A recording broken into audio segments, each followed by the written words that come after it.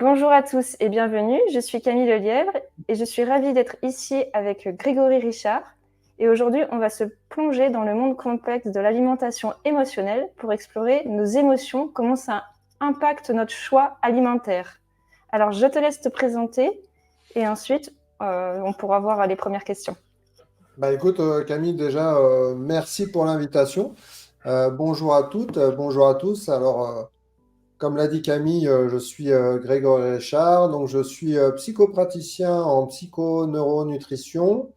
Je suis spécialisé dans les troubles alimentaires et l'alimentation émotionnelle depuis 2013 et donc j'accompagne des personnes aussi bien en France que à l'étranger. Voilà, voilà Camille. Très bien. Et moi, je suis Camille Lelièvre et j'ai souffert de l'anorexie pendant 16 ans. Et aujourd'hui, j'accompagne les personnes qui souffrent d'anorexie et de boulimie aussi à sortir plus vite pour éviter que la maladie se chronicise. Alors aujourd'hui, on va plonger plus profondément dans l'alimentation émotionnelle. Alors Grégory, comment nos émotions elles peuvent influencer ce que nous choisissons de manger? Quelles sont tes premières réflexions à ce sujet? Alors déjà, il y a une chose qui est important de comprendre, c'est que l'alimentation émotionnelle et les troubles alimentaires, pour les personnes qui souffrent de troubles alimentaires, c'est deux choses qui sont bien différentes. Euh, Si vous voulez, l'alimentation émotionnelle, la différence, c'est qu'on va avoir une émotion de départ, et puis on va consommer un aliment ou des aliments sans trop se poser de questions. Et à la suite de ça, eh bien, on va reprendre le rythme de notre vie et on ne va pas culpabiliser. Et on va être dans un état émotionnel qui va être différent, souvent meilleur. Alors que les troubles alimentaires, eh bien, ça va être bien différent parce qu'on va avoir une émotion, on va se poser beaucoup de questions déjà. Alors là, c'est plus pour les personnes qui souffrent d'hyperphagie ou de boulimie, mais on va avoir une émotion, on va se poser beaucoup de questions et puis on va pas pouvoir résister à l'appel de la nourriture. Et on va rentrer dans un état second, on va pas pouvoir contrôler. Les personnes qui souffrent de boulimie ou d'hyperphagie le savent, vont pas pouvoir contrôler. Et puis on va donc consommer en grande quantité. On va derrière, eh bien, on va s'arrêter, on va culpabiliser. Et c'est ce qui fait que au niveau émotionnel, on est pire que au début. Et c'est ce mécanisme-là qui fait que, eh bien, il y a la dévalorisation, il y a le manque de confiance et tout ce qu'on peut connaître dans les troubles alimentaires. Et c'est surtout ça ce qui va faire que ça va créer la boucle. Et c'est pour ça que les personnes qui souffrent de troubles alimentaires vont aller sur d'autres compulsions derrière. Et plus ça va, et plus ça s'aggrave, plus on accentue le manque de confiance et le manque d'estime de soi. Alors après, pour répondre à ta question, Camille, sur le côté émotionnel et l'impact que ça peut avoir sur le choix de nos aliments, eh bien, on sait que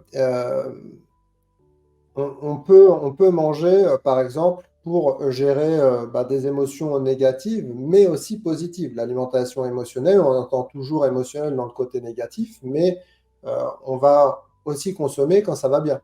Et ce n'est pas pour autant que c'est quelque chose de mal, c'est même quelque chose de normal, c'est quelque chose de physiologiquement normal.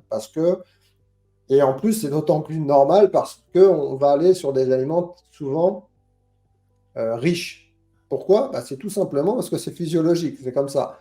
Si une personne qui vous dit oui, mais au lieu de manger par exemple euh, un gâteau ou un bonbon ou une glace ou peu importe quoi, va manger une pomme, bah, c'est quelque chose qui ne va pas fonctionner.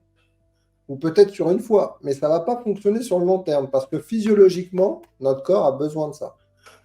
Alors, donc on ne peut pas passer. On sait très bien aussi que euh, restreindre l'apport alimentaire, ben, ça peut aussi, on va le faire aussi pour contrôler. Entre autres, pour les personnes qui souffrent d'anorexie, je pense que tu peux aussi confirmer, ça va aussi contrôler, on peut contrôler ses émotions en, en, en restreignant l'apport alimentaire. Oui, finalement, la restriction alimentaire, ça libère aussi des hormones de bien-être pour diminuer ce stress. C'est Et ça. tout dépend de ce qui est le plus facile pour le corps, hein, si c'est plus facile pour lui de manger ou de se restreindre pour diminuer ce stress. C'est ça. Et je dirais Exact. même aussi que le plus gros problème, c'est pas spécialement la nourriture, mais c'est le rapport qu'on a avec la nourriture, qui peut être soit disproportionné pour répondre à un besoin physiologique ou émotionnel. Mm. Et en plus, l'image corporelle, parce qu'on parle aussi d'image corporelle, l'image corporelle et l'estime de soi, bah, eh bien, peuvent en tout cas également affecter notre manière de manger. Une personne qui s'estime pas, par exemple, ou qui a une vision qui est erronée de son corps, bah ça peut impacter, encore une fois, le choix de l'alimentation. Oui. Voilà. Voilà un petit peu pour synthétiser, parce que sinon, on va parler de plein de choses et on va se Ouais, divaguer. le sujet est très grand. Et puis c'est Voilà. vrai qu'on est tellement tous différents, chaque pathologie, enfin chaque TCA est différent. Et il y en a qui vont manger, qui vont être attirés vers tel aliment, C'est ça. d'autres aliments, d'autres ça peut être se restreindre, l'hyperactivité, tout ça, ça peut aller vraiment très loin. Mm. Alors pour avancer, je vais te poser la deuxième question. C'est pour savoir si tu pourrais partager un moment où tes émotions, ils ont joué un rôle dans tes choix alimentaires ou que ça a affecté ta relation avec la nourriture toi-même. Alors moi, personnellement, comme je l'ai dit, je ne sais plus d'ailleurs si je l'ai dit, mais moi, je n'ai jamais souffert de troubles alimentaires.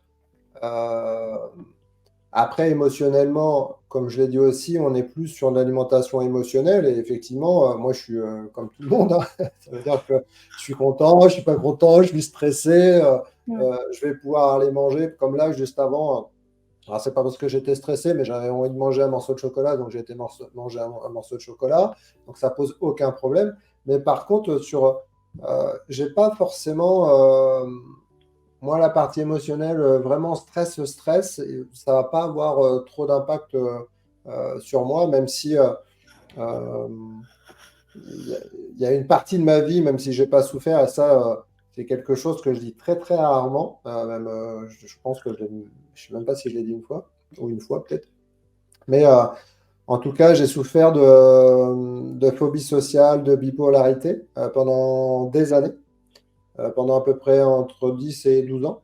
Voilà, donc avec prise de médicaments, etc. Enfin, c'était très très lourd. Je suis descendu à 67 kilos. Alors je sais que on parle pas du tout d'anorexie ou quoi que ce soit, mais en tout cas, je suis descendu à 67 kilos. J'avais beaucoup de problèmes. Phobie sociale, je pouvais pas aller dans des restos, je pouvais pas aller limite aller travailler, etc. Parce que j'étais vraiment dans un mal-être très, très prononcé. Et, et donc, du coup, manger, m'alimenter, bah, certaines fois, ça me posait beaucoup de problèmes par rapport à mes émotions. Donc, voilà un petit peu. Mais sinon, sur le côté pure alimentation émotionnelle, en tout cas, je suis pas impacté sur ça. Alors, peut-être que je gère aussi mes émotions autrement, voilà, mais en tout cas, l'alimentation émotionnelle m'impacte pas plus que ça. Voilà. D'accord. Ouais, il faut savoir quand même que l'alimentation, c'est la base de la pyramide des besoins fondamentaux. Donc c'est vrai que ça touche bon, tout le monde et en plus on n'est pas, ce qui nous différencie des animaux, c'est que on est des êtres humains et on a un cortex aussi préfrontal, donc on a des fois un stress, un hyper contrôle de la vie actuelle et qui nous différencie des animaux. Donc on a la manger, c'est aussi un besoin pour apaiser les émotions et c'est un besoin fondamental finalement. C'est On ne ça. vit pas que pour le physiologique, il y a aussi tout l'émotionnel, le spirituel, on pourrait aller plus loin. Mais moi qui ai souffert d'anorexie et de boulimie pendant 16 ans, je vis quand même des moments d'alimentation émotionnelle en dehors de la maladie. Il y a des moments où je suis toute détendue et j'aime ce que je mange. Et ça n'a rien à voir avec la maladie, le contrôle, tout ce qu'il y a autour de l'alimentation, qui est vraiment une pathologie, un rapport et un temps plein dans ma tête quand c'était vraiment présent. Alors Ouais. qu'aujourd'hui, j'ai encore de l'alimentation émotionnelle, des jours où je suis joyeuse, j'ai de l'appétit, je suis bien et j'aime manger des bonnes choses. Et Hmm. ça, c'est humain.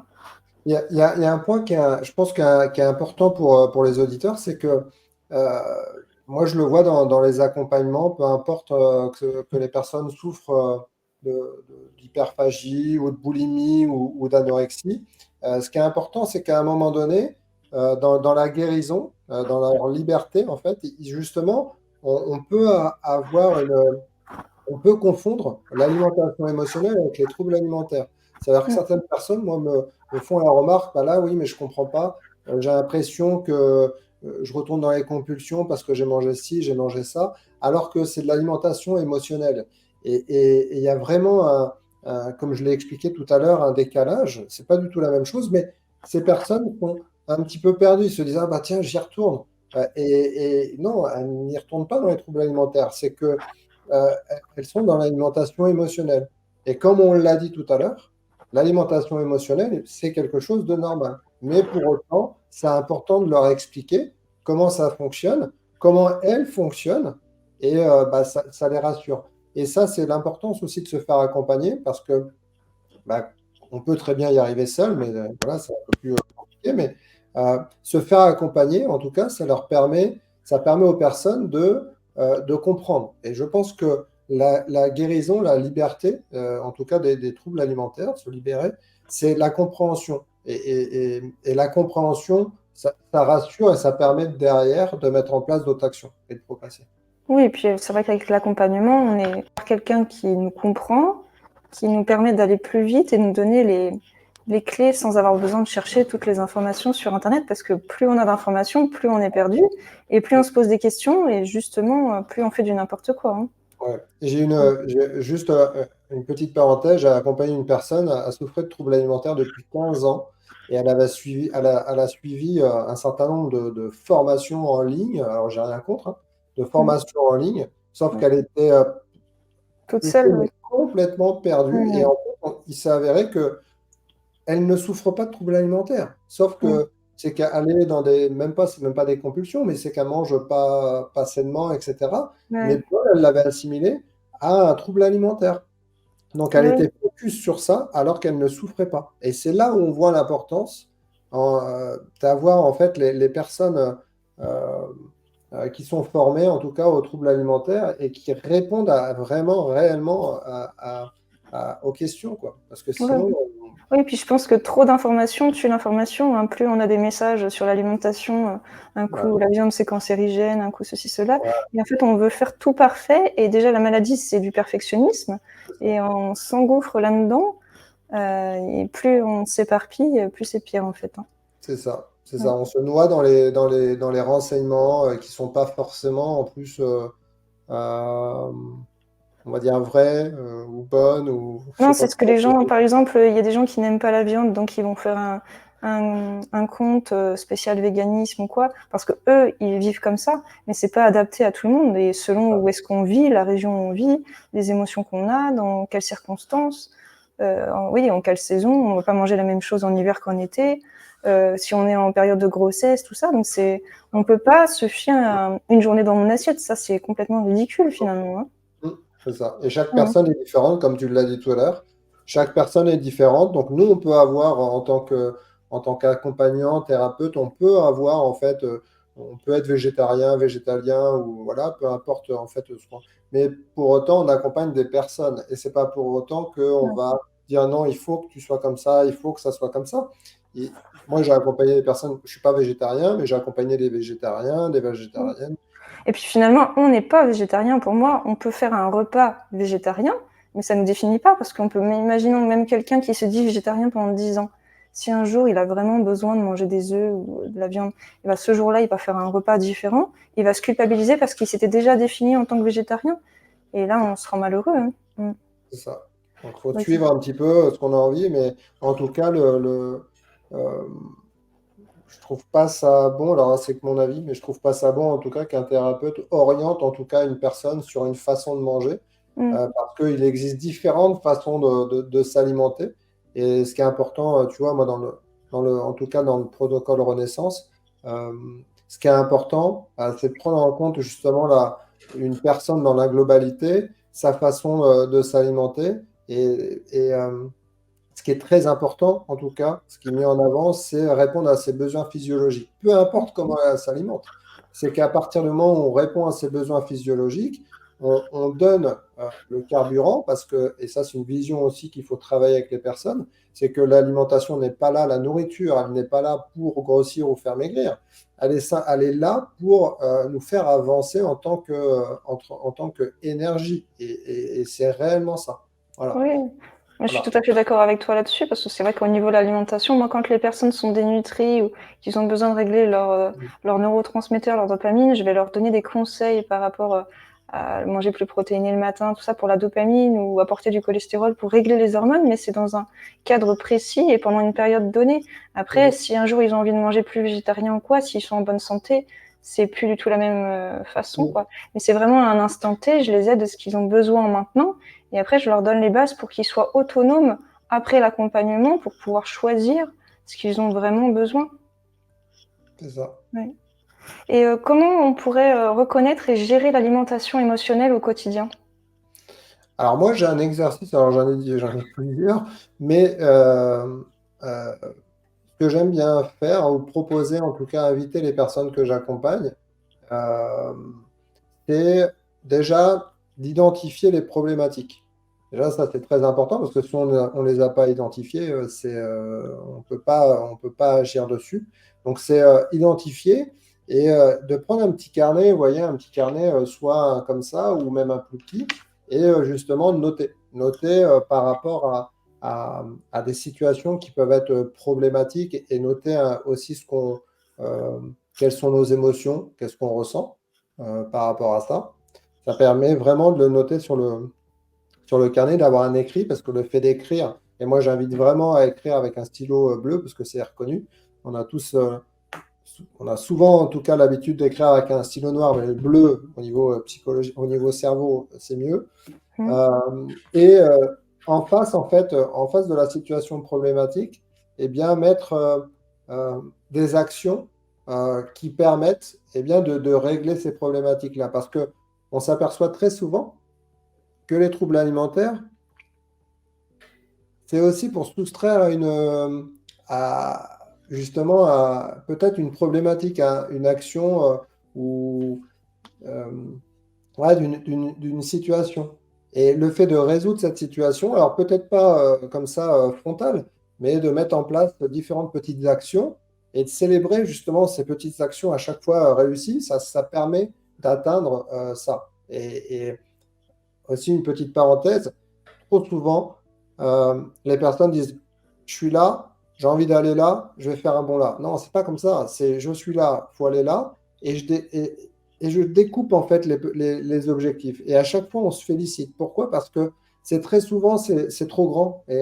Et au début, ça peut aller, mais on se décourage. Alors que si c'est plus petit, ça Mmh. permet de conserver sa motivation. Ouais, c'est ça, Ça, bah, ça- c'est valoriser la guérison, c'est ce que je fais aussi dans les étapes, les 10 étoiles à gagner. On a un petit diplôme à chaque étoile et c'est valoriser tout ce qu'on fait chaque Ouais, fois. c'est sympa, ça c'est Ouais. bien. Ouais. Mmh Ouais, mh. ça c'est bien. Et après, effectivement, bah, c'est aussi, j'aurais tendance à dire la meilleure solution, c'est encore une fois, c'est de se faire accompagner. Alors Mmh. nous, c'est facile de le dire parce qu'on accompagne des personnes, mais au-delà de ça, encore une fois, que ça soit avec nous ou avec d'autres personnes, c'est pas le sujet. Mais je vois trop de personnes se dire, je vais le faire et elles ne le font pas. J'ai des personnes Ouais. qui viennent 2 ans et demi, 3 ans après, alors tant mieux, elles viennent vers moi, mais je leur dis des fois, voilà, il y a pas de feeling ou quoi que ce soit. Mais en tout cas, je les invite à aller voir quelqu'un d'autre. À aller voir parce que rester comme ça dans les troubles alimentaires ou dans l'alimentation émotionnelle, c'est ce qui va faire descendre encore plus bas la personne. Oui, je disais aussi que vraiment, il faut trouver la bonne personne. Moi, je suis pas là non plus pour vendre quoi que ce soit. C'est trouver la bonne personne et pouvoir aider. Hein. Mon métier d'ostéopathe, c'est déjà mon métier de base. Et en plus de ça, j'accompagne les personnes pour gagner du temps parce que j'ai vécu la maladie. Et C'est c'est ça. vraiment, ouais, vraiment gagner du temps. Et vraiment, si on fait ce métier-là, c'est vraiment parce que c'est notre passion, qu'on a envie d'aider les gens avant tout. On se lève le matin, on sait qu'on est content d'aller travailler. C'est même plus un travail pour nous. Ah C'est ce bah que je non, dis non. dans, par exemple, avoir un objectif ou pourquoi on se lève le matin et donner un sens à sa vie, ça fait partie de la guérison aussi. Pour vous-même, après, vous-même trouver votre métier, votre sens de vie. Et on n'a plus besoin de cette alimentation émotionnelle pour combler quelque chose, puisqu'on a déjà ce qu'on a besoin au fond de nous. Et c'est pareil, si ça peut nous arriver de faire une crise de boulimie ou quoi, moi qui faisais des fois des crises de boulimie le soir sur des noix ou des choses comme ça, c'était vraiment pour m'hypnotiser et ne plus penser à rien, me remplir. Mais en fait, il faut pas se culpabiliser après parce que ce qui est fait est fait. Donc on faut mieux se dire: «Ça ira mieux demain, c'est pas grave, je ferai mieux la prochaine fois» et dans des moments où on est mieux, dans ce cas-là, prendre une feuille et faire les exercices comme tu dis, au moment où on est dans un moment calme, en dehors des crises plutôt. Et dans Mm. ce cas-là, voilà, se dire on fera mieux la prochaine fois et demain est un autre jour. Il y a comme des jours où on est fatigué, on va aller se coucher et hop, demain on repart, on a la patate et on fait plein de choses. Et c'est ça la vie en fait, c'est qu'on n'est pas toujours à 100% de notre potentiel en fait finalement. Et on C'est évolue ça. tout le temps. Mm. Ouais. Mm. Moi, je voulais revenir sur un point parce que tu vois, en t'écoutant, ça m'a fait venir quelque chose. Ouais, tu vois, il y a des personnes qui souffrent d'anorexie et qui compulsent aussi Mm. certaines fois, ou les Ça arrive. personnes qui souffrent de boulimie ou d'hyperphagie. Ce qu'il faut bien comprendre, tout à l'heure, je parlais physiologique, et ce qui est important aussi de comprendre, c'est que d'être dans la privation, à un moment donné, ce qui peut faire compulser, et c'est souvent ça, c'est le fait justement que votre corps eh bien, tape à la porte très fort. Pourquoi? Pour justement, c'est un signal qui dit, moi, il faut que tu me donnes à manger, j'ai besoin, vraiment besoin, besoin. Et le fait d'être en restriction, très souvent, c'est la compulsion, elle vient aussi, elle vient aussi de là. Ouais. C'est combien de gens ils font le jeûne intermittent, ils mangent pas le matin, ils se restreignent toute la journée et au moment d'arriver le soir, et bah alors là c'est le gros festin et ils culpabilisent, ils dorment mal, ils ont le ventre ballonné et le lendemain matin ils ont pas faim et ça recommence, c'est un cercle vicieux. C'est ce Bah, que j'ai ça, fait pendant des années.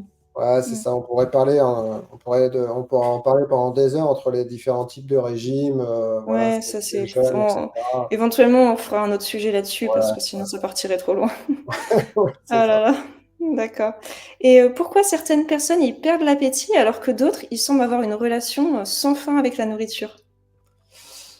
Alors ça, c'est une bonne question, mais on a un petit peu répondu. C'est que déjà, chaque personne est différente et chaque personne réagit différemment au stress. Euh, Déjà, dans un premier temps, biologiquement. Biologiquement, pourquoi? Bah, parce que, eh bien, il va y avoir derrière différentes réponses en fait au niveau hormonal, au niveau du stress déjà.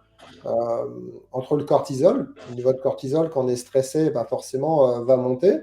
Et du coup, certaines personnes vont plus manger, vont avoir d'autres, enfin des envies, l'appétit plus développé. Et à l'inverse, d'autres personnes bah, vont avoir moins faim. Donc c'est au niveau biologique déjà ça joue, mais ça joue aussi au niveau bah, psychologique. Psychologiquement, c'est les mécanismes, ce qu'on appelle les mécanismes de coping.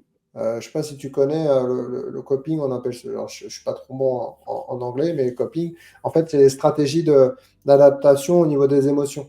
Et ça, bah, ça joue un rôle essentiel, mais encore une fois, chaque personne est différente. C'est-à-dire qu'il y a des personnes qui vont se tourner vers la nourriture pour trouver un réconfort ou par exemple de la distraction.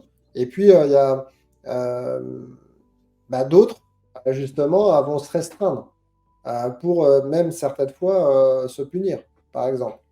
Voilà, donc ça, je le vois aussi. Donc on voit que bah, pour synthétiser, ça va dépendre des personnes. Et c'est un petit peu comme dans la prise ou la perte de poids, on n'est pas tous égaux par rapport à ça. Il y a des personnes qui disent dans la perte de poids, bah oui, mais lui, il fait ci, il fait ça, et il arrive à perdre du poids, et pas moi. Ah oui, mais c'est normal parce que t'es pas lui, ou t'es pas elle. Voilà. Donc, Ouais, c'est la comparaison aux autres, ouais, ça fait du mal.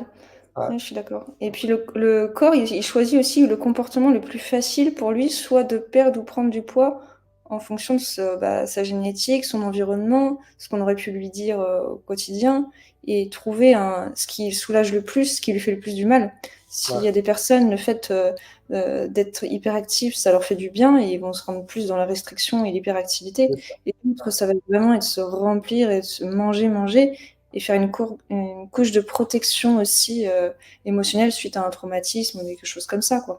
Ou Ouais. alors se rendre vraiment squelettique pour justement s'isoler et finalement le corps il trouve quelque chose qui est plus puissant, qui est plus important pour lui de rester dans la maladie que de guérir parce que pour lui c'est plus rassurant d'être isolé, se protéger, le temps que ça peut être une amnésie post-traumatique ou n'importe quoi en fait, ça peut être Mm.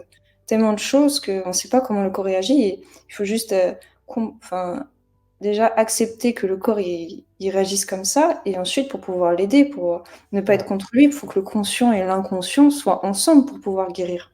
Mm. C'est comprendre, être conscient, parce Ouais, que déjà, quand on comprend, c'est être conscient, parce qu'il y a des personnes qui ne sont pas conscientes.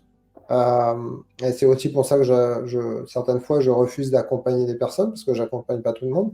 Mais il y a une prise de conscience. À partir du moment où la personne n'a pas conscience ou se voile la face, euh, malheureusement, la personne ne peut pas être accompagnée. ouais et les facteurs, on m'avait dit qu'on avait des facteurs physiologiques, on a du stress, de l'anxiété et même Oui, la dépression qui peuvent vraiment, jouer, un oui, rôle majeur. Quand on est dépressif, on n'a plus faim, ça nous coupe l'appétit. oui. Est-ce que tu aurais des expériences personnelles ou des connaissances à partager, pour nos auditeurs? Sur quoi? Sur le fait de le Sur le fait fait, voilà que comment, bah, même que ce soit hormonalement ou quoi, que rien que la dépression, le stress, ça peut couper l'appétit et voilà, est-ce que c'est vraiment de l'anorexie ou ça dépend si c'est vraiment chronique ou vraiment maladif, mais on peut avoir aussi des fois, à un moment, où on n'est pas bien, on est dépressif et on perd un peu l'appétit. ah Est-ce bah que oui, oui, je pense qu'une personne qui souffre de dépression et qui ne s'alimente plus, ou pratiquement pas, là, effectivement, c'est pas quelque chose que. En fait, c'est dissocié. C'est-à-dire que tu peux être en dépression et ne plus manger, et c'est pas pour autant que tu souffres d'anorexie. oui, Euh, voilà. Mmh. et une personne qui souffre d'anorexie aussi peut être dépressive. Euh, mais là, c'est plus la dépression, elle peut être éventuellement liée au fait qu'elle souffre d'anorexie, par contre. Mmh. Tu vois. Bah, après, on peut avoir plusieurs choses accumulées, hein. Moi, Ouais, j'ai eu l'anorexie, j'ai eu la maladie de Crohn, par exemple. Donc, ouais, ça a aggravé mon état de dénutrition. Et finalement, même si psychologiquement j'allais mieux, comme j'avais toujours mes soucis digestifs, on croyait que j'étais encore malade finalement. Donc, il y a ouais, plusieurs choses qui peuvent se mettre. Et puis aussi, quand le corps il n'est pas remis en sécurité, on n'a pas libéré tous les traumatismes ou géré le stress, on n'est plus autonome pour savoir gérer notre stress, on n'a plus de sens à notre vie, et là, on est bloqué dans notre cercle vicieux, dans notre routine de confort, on va dire. C'est vraiment une zone de confort, la maladie. C'est le temps qu'on n'a pas justement, on est resté victime, on n'est pas créateur de notre vie finalement. c'est ça, ouais, Mhm. exactement. Exactement. D'accord. Et par rapport aux réponses physiologiques, est-ce qu'il y a certains individus qui peuvent ressentir soit une perte d'appétit en raison soit de changements hormonaux ou même d'infections ou d'autres choses? Ah bah oui, au niveau hormonal, en tout cas oui, ça c'est sûr. Au niveau infection, là je ne me prononcerai pas, mais au niveau hormonal, oui. Par Mmh. exemple, tout à l'heure euh, j'ai parlé du cortisol. Ce qu'il faut comprendre, c'est que le cortisol, pour une personne qui est stressée, si c'est de temps en temps et pas trop, euh, voilà, si c'est enfin, si c'est un stress ponctuel, ça peut aller. Par contre, si c'est régulier, le cortisol va être là régulièrement. Et c'est cette régularité qui va faire que derrière, ça peut même changer notre biologie. Donc, tu vois, on parlait de Ouais. biologie tout à l'heure. Pourquoi? Parce que tout simplement, l'hormone du stress, le cortisol, va derrière modifier ce qu'on appelle la ghrelin et la leptine. Donc, ces deux autres hormones qui sont justement sur la sensation de faim et la satiété. Euh, et ça va être déséquilibré. Donc, ça va aussi perturber, par exemple, l'appétit. Tu vois. Ouais. Le cortisol et l'adrénaline. L'adrénaline aussi, c'est pareil. C'est des hormones de stress. Donc, Mmh. c'est ce qui, ça va aussi moduler l'appétit. Ouais. L'adrénaline, ça va réduire temporairement, par exemple, une réponse au stress aigu. Donc on voit que il y a plein de choses comme ça qui se mettent au niveau hormonal, et en tout cas, c'est sûr et certain, ça va jouer. L'insuline. L'insuline, c'est pareil. L'insuline, c'est une hormone de stockage. Donc, il y a aussi les hormones sexuelles. Ça, les- Oui, ouais. De toute Au façon, niveau bah, hormonal, en tout cas, il y a beaucoup de choses qui changent. Et il y a certaines hormones, si elles sont trop déréglées, euh, ça risque en tout cas de changer notre biologie. Donc, tu vois, ça va très loin. Ouais, bah, quand tu parlais de l'adrénaline, ça augmente la glycémie, donc qui augmente l'insuline, donc le stockage bien sûr, mais bon, le cortisol aussi qui augmente le stockage. Mais bon, Ouais, il y a des personnes où bon, le stress, ça va les faire maigrir, d'autres, ça va les faire grossir. Et ça ouais, dépend aussi, par exemple, comment on mange. Par exemple, si on mange quelque chose de protéiné le matin, ça donne de la tyrosine qui est le précurseur de la dopamine. Donc ouais, si on a de la dopamine le matin, on a plein de projets de vie, on a vraiment la patate dès le matin, ce qui fait qu'on va dépenser aussi plus d'énergie dans la journée. Alors que si on a le métabolisme ralenti parce qu'on n'a pas eu de tyrosine le matin, eh ben on va être plus fatigué, on va plus se reposer parce que le corps il va moins brûler d'énergie, donc la thyroïde va jouer énormément. Et ouais. il y a aussi la perte d'appétit alimentaire, mais la perte d'appétit au plus large, ça peut être l'appétit sexuel, il y a plein de choses qui C'est jouent ça. en rôle. Et quand on perd l'appétit alimentaire, souvent on n'a plus de libido. Bon, moi Oui, parce qu'il y a j'ai les eu graisses. l'aménorrhée, mais Oui, tout parce ça que c'est lié. les graisses, entre autres, favorisent les hormones sexuelles. Donc Tu tout vois, ça. il y a quelque chose qui est bien, moi, que je conseille. Tu vois, on n'a pas parlé de sérotonine, donc l'hormone du bien-être, Mm, entre autres. Et ce qu'il faut savoir, c'est que déjà, même pour une personne qui ne souffre pas de troubles alimentaires ou d'alimentation émotionnelle, alors l'alimentation émotionnelle, c'est pas une maladie, mais par exemple, si on prend les femmes, pendant les périodes menstruelles, avons baissé en sérotonine.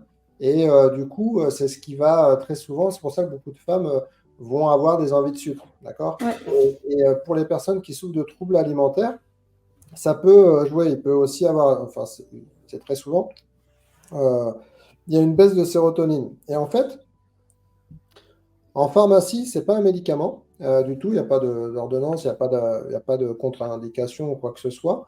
On appelle ça les tryptophanes. Les Mm. tryptophanes, donc c'est un acide aminé. Alors, je vais faire très rapide, mais en fait, les acides aminés, c'est quoi? Ça peut faire peur parce que c'est acide. Mais quand en fait vous mangez des protéines, vous avez une vingtaine d'acides aminés, d'accord? Et chaque acide aminé, donc c'est comme des petites briques, et chaque petite brique a un rôle dans l'organisme. Et les tryptophanes, c'est entre autres un acide aminé. Et ça va permettre de booster la sérotonine.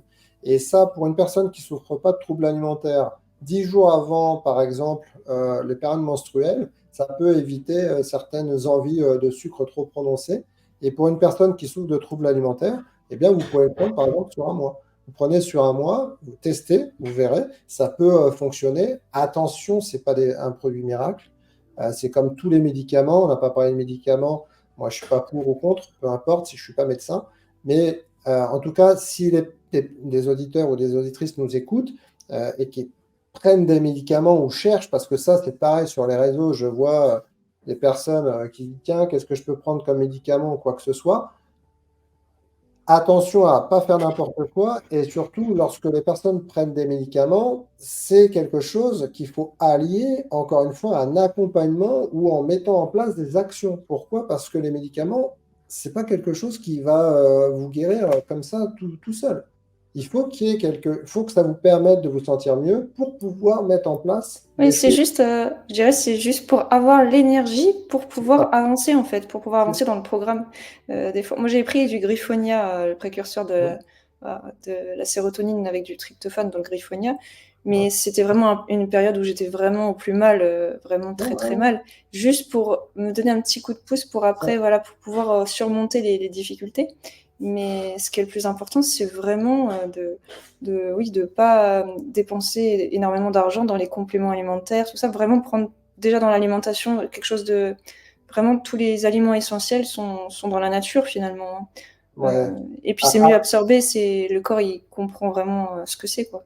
ouais, c'est ça. Après, prendre encore une fois des compléments alimentaires encore, ou même des médicaments, mais avec prescription et suivi médical, médecin traitant ou psychiatre. Mais euh, tout ça, c'est important, mais c'est un détail, c'est un élément vers la guérison. vers la liberté. Et il faut vraiment prendre ça comme quelque chose qui va servir pour mettre en place des actions constructives. Voilà, Mm. tout Ah simplement. oui, moi, tu vois, Grégory, j'ai été végétarienne pendant, ouais, même végétalienne pendant 7 ans et j'étais en anémie, j'étais vraiment en hypotension, j'avais vraiment beaucoup, enfin, des carences en B12 et tout. Et même avec les compléments alimentaires, c'était très compliqué de remonter ça. Et finalement, c'est quand j'ai senti que mon corps avait besoin de manger du foie de veau ou des choses comme ça, des choses naturelles qui m'ont, au lieu d'avoir une transfusion de sang, finalement, manger du foie de veau, c'était tout naturel et là, j'allais beaucoup mieux. Et j'ai réussi à avoir une prise de sang normale en mangeant vraiment les abats. C'est vraiment des super aliments qu'on peut manger. Et en plus, voilà, il n'y a pas besoin d'acheter des compléments spécialement, quoi. Mais Bon, il par faut contre, vraiment être prêt, voilà, à le ouais, faire, quoi. ouais. Alors les abats, je te les laisse. Voilà, c'est chacun ce qu'il aime. Mais bon, après, tu n'as pas eu la dénutrition que j'ai eue non plus. Moi, je suis descendue à Ouais, 24 kilos, quoi. Donc, ouais, ouais, Donc à un moment donné, le corps, il assumait plus rien, hein. Mais voilà. Mais c'est vrai qu'on est tous différents et selon les envies, il y a des moments où moi je pouvais pas non plus manger de produits animaux, c'était impossible, donc c'était une mm, béquille. Mais au moment où j'ai été prête, où j'ai eu plus d'énergie et je me suis reconnectée à mon corps, là, voilà, j'ai changé. Et il vaut mieux pas dire je suis végétalienne ou quoi, parce qu'on peut pas savoir ce qui va se passer dans la vie. Et ce que vous êtes mm, maintenant aujourd'hui ne sera pas qui vous êtes dans 10 ans, dans 20 ans. On sait pas, quoi. ouais, C'est la magie de la vie, finalement. ouais, C'est... c'est ça. Je voulais rebondir, tu vois, quand je t'écoute, j'ai des choses qui me viennent, même si c'est pas vraiment le sujet, mais je trouve que c'est important quand même de l'aborder. On aura peut-être l'occasion d'en reparler Ouais. si on fait d'autres avec grand plaisir. Mais tu vois, entre autres sur les personnes qui souffrent d'anorexie, ce qu'il faut bien comprendre, et si ça pouvait ouvrir les yeux à certaines personnes, tant mieux, même si c'était qu'une. Ce qu'il faut comprendre, c'est que les troubles alimentaires, c'est une maladie. Euh, et ce qu'il faut bien comprendre aussi, c'est que il y a des choses qui sont récupérables et d'autres non. C'est-à-dire que l'organisme, c'est une super machine, le corps, c'est une super machine, on peut le pousser à très très loin. Sauf qu'à certaines fois, on peut récupérer certaines choses qu'on a perdues et d'autres non. Et ça, c'est important au niveau dentaire, au niveau cheveux, Ouais. J'en au ai niveau payé les frais aussi. voilà. J'ai eu une vertèbre de cassée, les dents, j'ai dû faire des couronnes. Ouais, c'était vraiment très Et, compliqué. Oui. et là encore, je dirais que ça va. Tu vois, moi, j'ai accompagné des personnes, elles se refont toutes les dents parce que, Ouais. voilà, voilà. Mais encore là, bon, c'est compliqué, mais encore là, ça va. On peut avoir des gros problèmes au niveau du clapet à l'intérieur, enfin, ce qu'on ne voit Ah pas ouais. forcément. Mais ça, je le vois en ostéopathie aussi, hein. Combien de gens qui viennent, qui ont soit Voilà. des problèmes digestifs, je les traite en ostéopathie, ça va beaucoup mieux, mais tout Ouais. est bloqué. Il y a tous les fascias à travailler, à Mm. ouvrir justement le sphincter de l'estomac, tout ça. Et ouais, c'est vrai que pour les troubles du comportement alimentaire, c'est important d'aller voir un bon ostéopathe. Moi, je travaille sur Ouais. l'embryologie et tout ça. Et voilà, faut pas hésiter à demander des conseils parce qu'il y a des exercices qu'on peut faire soi-même, mais il faut demander ça à un professionnel. Et Mm. je sais que l'ostéopathie aujourd'hui, en parlant de ça, ils font pas l'embryologie. Moi, j'ai fait 6 ans d'études à Paris et on n'a pas traité l'embryologie. J'ai dû me former en Belgique en plus pour ça. Et je suis Mm. la seule, du coup, en France à faire l'embryologie et Ouais, bah, à traiter tout ça parce qu'il y a une rotation embryologique des intestins, du foie, de l'estomac. Et ouais. c'est pas suivi. Quand on masse les ventres des bébés, c'est dans le sens inverse des aiguilles d'une montre, finalement. Tout ça, on le sait pas. Ouais, et encore là, c'est des choses qu'on peut remettre en place avec un spécialiste ou une spécialiste comme Ouais. toi. Mais par contre, il y a des choses qu'on ne peut pas. Il y a des choses, par exemple, il y a des choses qui vont être tellement abîmées qu'elles vont pas pouvoir se remettre. Et là, ça crée des séquelles à vie. Voilà. Donc, c'est ça, en fait, que je voulais faire prendre Oui, conscience. alors ça c'est sûr, il y a les séquelles, mais on peut améliorer quand même la qualité du tissu. Oui. Même si ça reviendra jamais, c'est comme moi, ma fracture lombaire, j'aurai jamais ma lombaire comme avant. Mm. Mais tous les exercices, des étirements, tous les exercices que j'ai fait, ça a permis de faire au Mm. mieux avec ce que j'avais. Mais voilà, il faut toujours faire au mieux avec ce qu'on a, on n'est pas parfait, hein, que ce soit Non, tout non, ce qu'on fait. c'est Et clair. donc on va avancer un petit peu. Je voulais te demander si le métabolisme de la génétique, ça jouait un rôle clé en fait, parce qu'il y a certaines personnes qui ont un métabolisme rapide et ça peut influencer leur appétit, alors que d'autres, ils peuvent avoir une prédisposition génétique à des comportements alimentaires vraiment spécifiques. Oui, alors là, c'est pareil, c'est une question qui pourrait être traitée, voilà, Ouais. qui est assez grande, mais déjà, on n'est pas tous égaux par rapport à ça.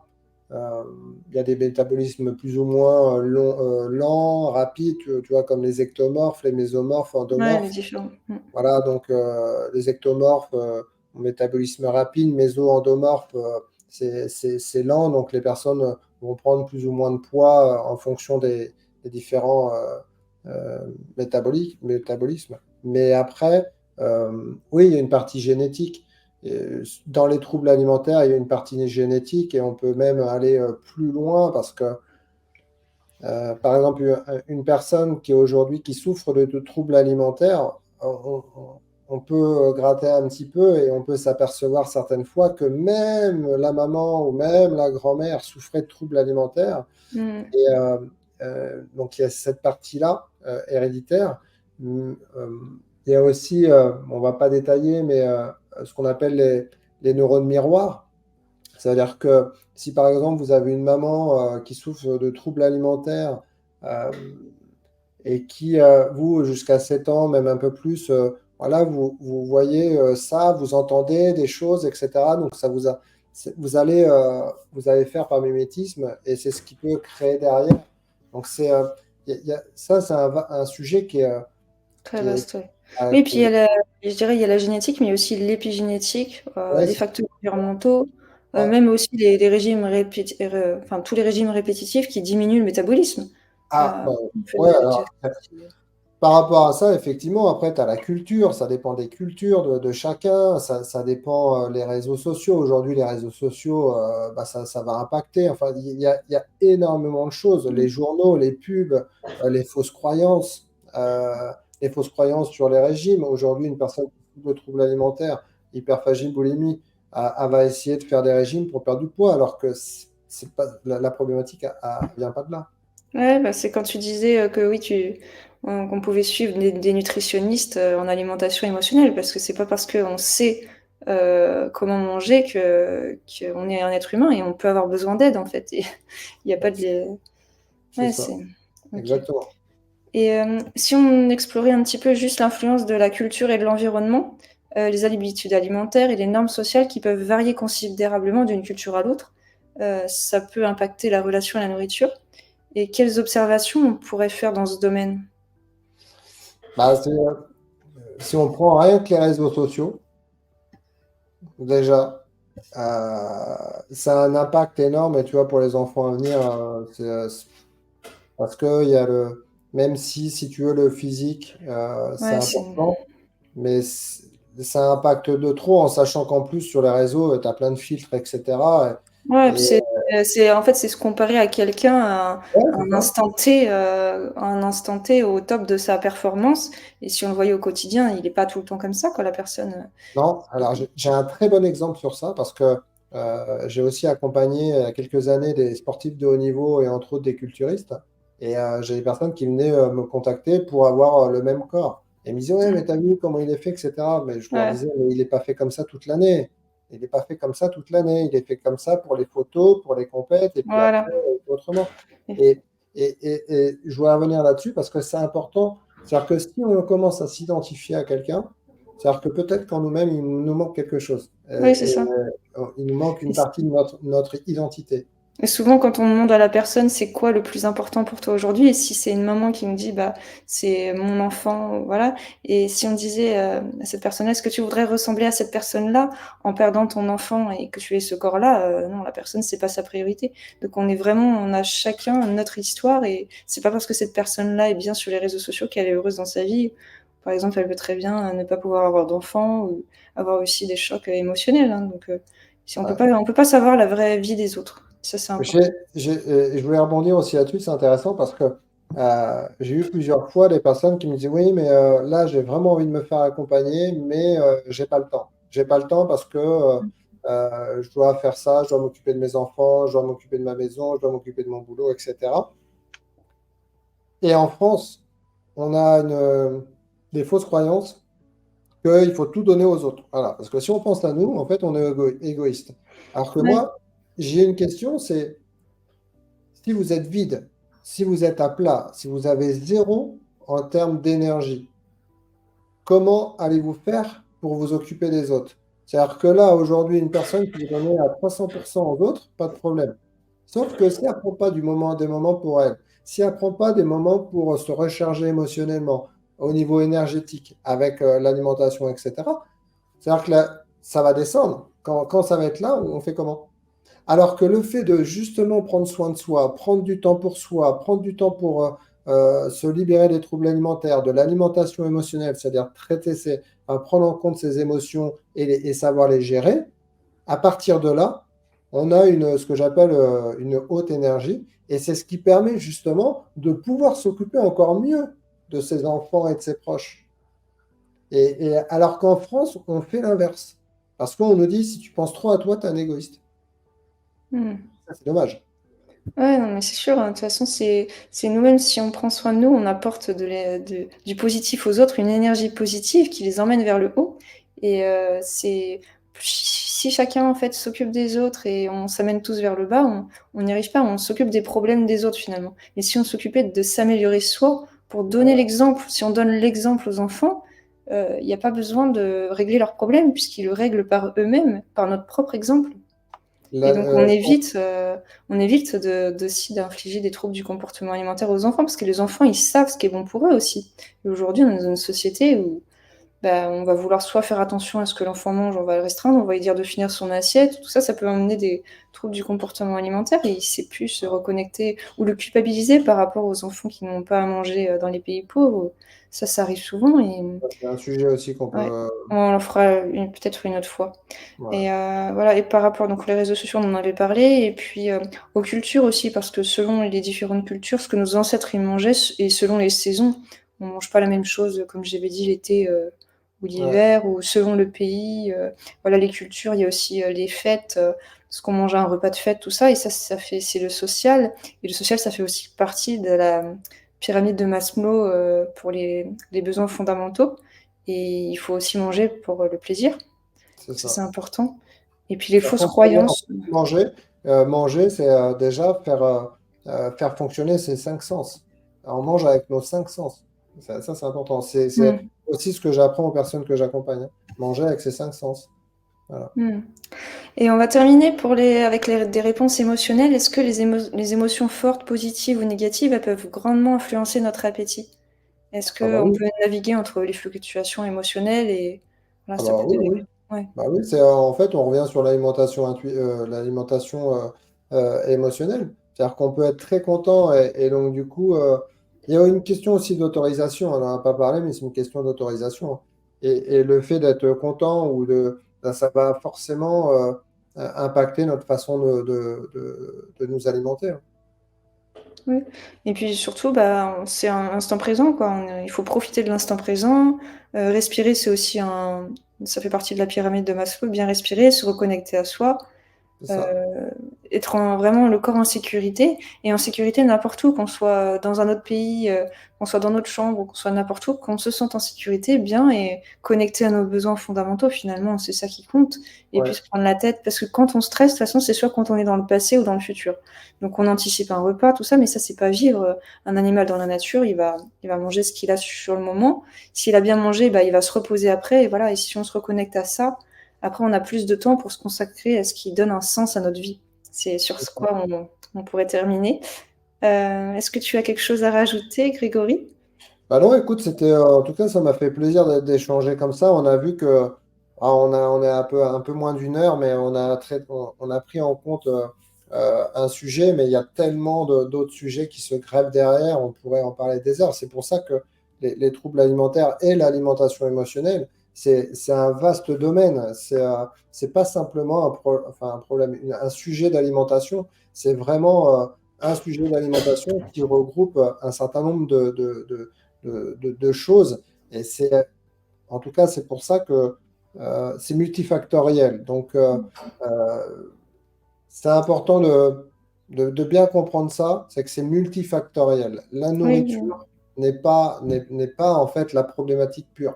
Voilà. voilà. Bah, en fait, tomber dans la maladie, c'est multifactoriel, hein. On est tombé dans la maladie, mais du coup, on est capable d'en sortir grâce à aussi des facteurs multifactoriels, on va dire. Effectivement, Et ouais. ouais, c'est vrai que ça pourrait aller très loin. Mais n'hésitez pas à mettre dans les commentaires si vous avez des sujets locaux qui vous intéressent le plus pour qu'on puisse en rediscuter plus tard. Et j'espère aussi que cette discussion vous a apporté des idées et des réflexions sur votre propre relation avec la nourriture. Et il ne faut pas hésiter à nous suivre sur YouTube ou sur les réseaux sociaux et à nous contacter si vous avez besoin d'échanger avec nous, que ce soit avec Grégory ou avec moi. Et puis, plus on est ensemble à s'entraider mutuellement, plus on pourrait aider de personnes. Et voilà, on a chacun en fait quelque chose d'important à apporter, chacun des expériences et tout est bon. En fait, il faut prendre vraiment ce qui est bon. C'est comme quand on lit un livre, on prend ce qui est bon dedans. Et voilà, après, vous faites ce qui est bon pour vous aussi. Voilà. Mais en tout cas, je vous souhaite une bonne journée et puis à bientôt. Ouais, bah, bonne journée, à bientôt. Portez-vous bien, prenez soin de vous. Merci. Au revoir.